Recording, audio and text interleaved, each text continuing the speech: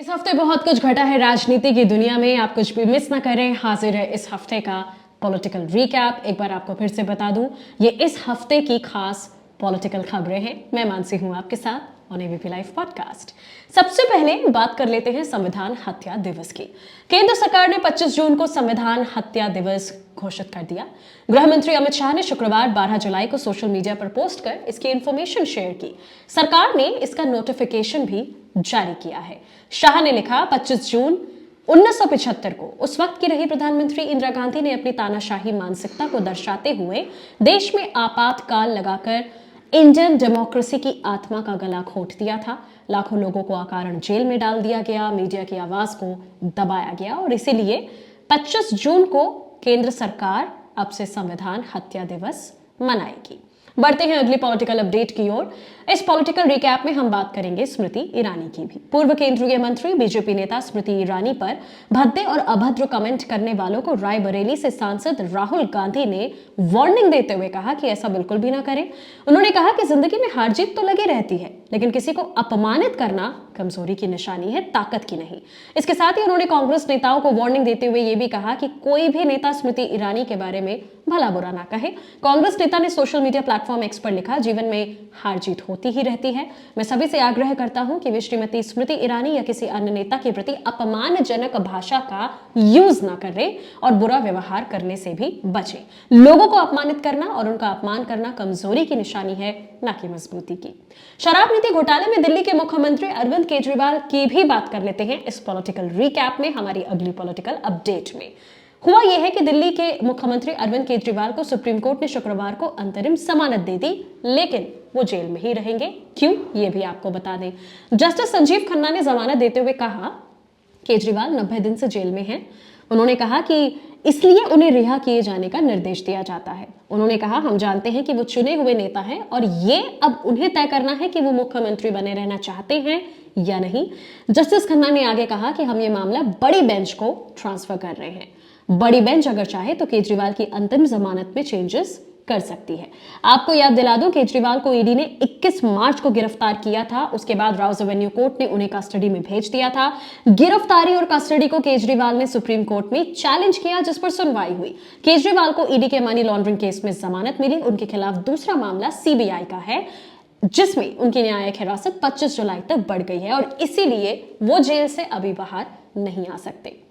अगली political update में बात कंगना रनौत की कर लेते हैं। हिमाचल प्रदेश की मंडी लोकसभा सीट से सांसद और बॉलीवुड एक्ट्रेस कंगना रनौत ने कहा है कि उनसे अगर मिलना है तो मंडी क्षेत्र का आधार कार्ड होना चाहिए। मिलने आने वाले लोगों को अपने आने का मकसद, अपने आने का पर्पस कागज पर लिखकर लाना होगा। कंगना ने 11 जुलाई को मंडी के पंचायत भवन में आयोजित जनता से संवाद कार्यक्रम में ये बात मीडिया से बातचीत के दौरान कही। हमारे प्रदेश में पूरे देश से बहुत सारे पर्यटक आते हैं, इसलिए मिलने आने वाले लोगों के पास मंडी क्षेत्र का आधार कार्ड होना जरूरी है, ऐसा कंगना रनौत ने कहा। उन्होंने ये भी कहा कि लोगों की समस्या या शिकायत या मिलने का कारण भी कागज पर लिखकर लाएं, ताकि उनकी प्रॉब्लम का सॉल्यूशन निकालने में कोई दिक्कत ना हो। इसके अलावा हम ये भी आपको बता दें कि हिमाचल के पीडब्ल्यूडी मंत्री और कांग्रेस नेता विक्रमादित्य सिंह ने इस पर यह कहा कि एक जनप्रतिनिधि के लिए यह उचित नहीं है कि वो सिर्फ अपने संसदीय क्षेत्र के लोगों से ही मिले और उन्हें आधार कार्ड लेकर मिलने बुलाए। हमारे दरवाजे सबके लिए खुले हैं।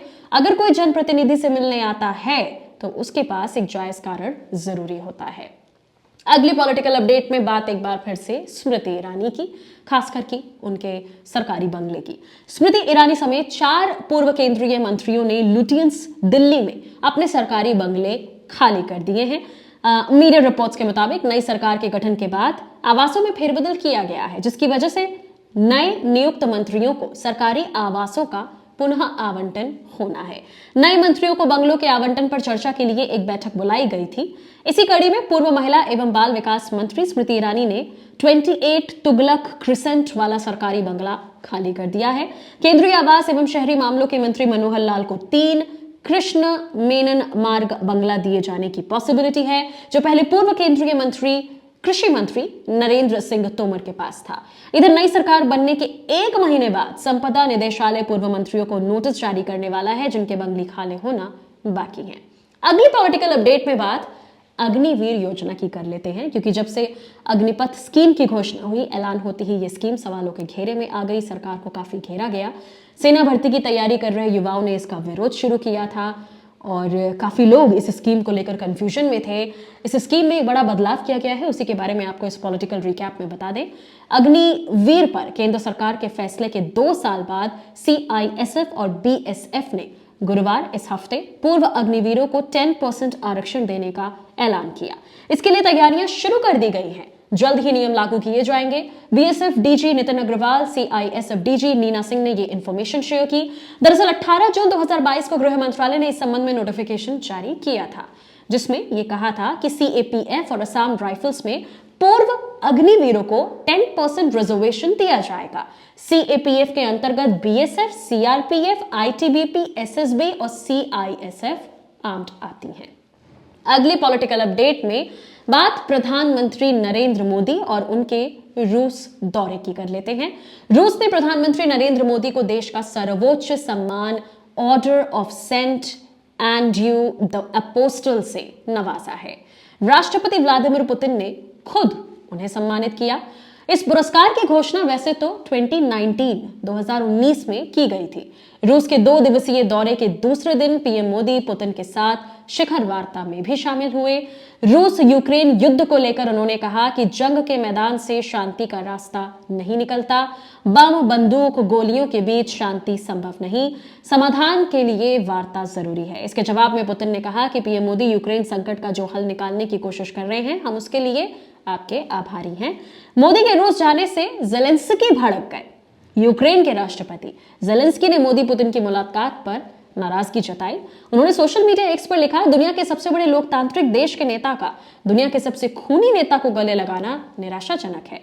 दरअसल यूक्रेन का दावा है कि सोमवार को रूस ने कीव में बच्चों के अस्पताल पर हमला किया, जिसमें 41 लोग मारे गए। ये सब उस वक्त हुआ जब मोदी रूस दौरे पर रवाना हो चुके थे। अपनी अगली पॉलिटिकल खबर आपको बता दें इस पॉलिटिकल रिकैप की, और वो जुड़ी है राहुल गांधी से। कांग्रेस सांसद और लोकसभा में विपक्ष के नेता राहुल गांधी ने सोमवार 8 जुलाई को असम, मणिपुर का दौरा किया। उन्होंने असम के बाढ़ पीड़ितों और मणिपुर हिंसा के पीड़ितों से मुलाकात की। राहुल ने मणिपुर के हालात पर राज्य की गवर्नर अनुसुईया उइके से भी मुलाकात कर अपना पत्र सौंपा। राहुल की आधे घंटे से भी ज्यादा समय तक गवर्नर से चर्चा हुई। इसके बाद राहुल पार्टी के कार्यालय पहुंचे, वहां प्रेस कॉन्फ्रेंस कर मणिपुर के हालात पर चिंता जताई।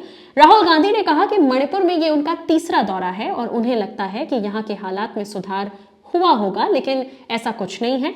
ग्राउंड लेवल पर कोई इंप्रूवमेंट नहीं है। मणिपुर को लेकर केंद्र सरकार बिल्कुल भी संवेदनशील नहीं है, ऐसा राहुल गांधी ने कहा। राहुल गांधी ने कहा कि उन्हें नहीं लगता कि यहाँ के हालात सुधरेंगे। राहुल ने कहा कि वो रिलीफ कैंप में गए और हिंसा पीड़ित लोगों की बातें उन्होंने सुनी। लोगों से मुलाकात कर उन्होंने भरोसा उन्हें तो दिला दिया है, लेकिन उन्होंने कहा कि मैं सिर्फ ये कहना चाहता हूं कि नफरत से कोई रास्ता नहीं निकलेगा। मैं राजनीतिक बात करने नहीं आया हूं। मैंने गवर्नर से बात की, उनसे कहा कि कांग्रेस जो भी कर सकती है करेगी। राहुल ने आगे कहा कि मैं पीएम से रिक्वेस्ट करता हूं 1-2 दिन का समय निकालकर मणिपुर जाएं।